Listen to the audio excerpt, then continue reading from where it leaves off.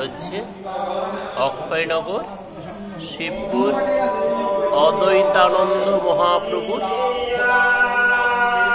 কীর্তনের যে মন্দির রয়েছে, সেই মন্দিরে যে বাবা জগন্নাথ, বলরাম ও মাতা সুভদ্রা দেবীর একটি রথ বার হয়, সেই রথের বাবা জগন্নাথ, বলরাম ও মাতা সুভদ্রা দেবী আজকের স্নান যাত্রায় স্নান করিয়ে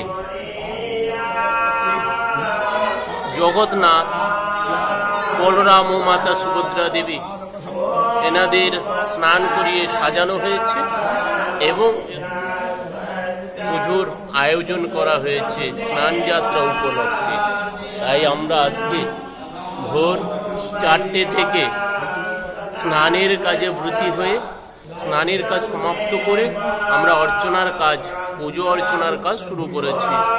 পাশে গীতা পাঠ করা হচ্ছে, সঙ্গে